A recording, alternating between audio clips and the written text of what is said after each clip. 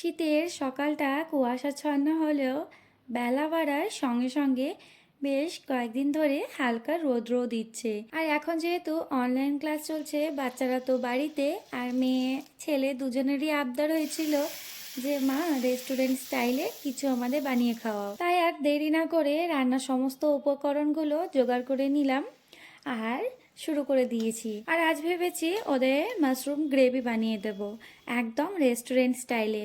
তার জন্য প্রথমে মশলাটা তৈরি করে নিয়ে মিক্সারে পিষে ছেঁকে নিয়ে কড়াইয়ের মধ্যে বাটার গরম করে কাশ্মীরি চিলি পাউডার দিয়ে দিলাম বানিয়ে রাখা পেস্টটা। আর তারপর দিয়ে দিলাম মাশরুমটা। আর মাশরুমটা আমি আগেই গরম জলে সামান্য লবণ দিয়ে একবার ফুটিয়ে নিয়েছিলাম, তারপর পরিষ্কার করে জলে ধুয়ে নিয়েছি। আর তারপরেই ভালোভাবে মিশিয়ে নিয়ে ছড়িয়ে দিলাম ধনেপাতা, কাসুরি মেথি, আর তারপরে অল্প আছে আবারও ফুটিয়ে রাখলাম।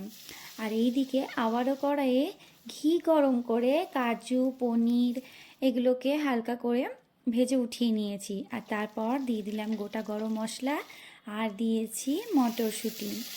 আজ ভেবেছি ওদের মটরশুঁটি আর পনির দিয়ে মটর পনির পোলাও বানিয়ে দেবো।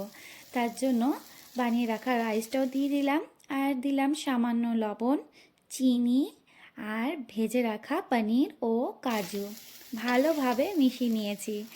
আর সবশেষে সামান্য ধনেপাতা ও লেবুর রস ছড়িয়ে দিলাম।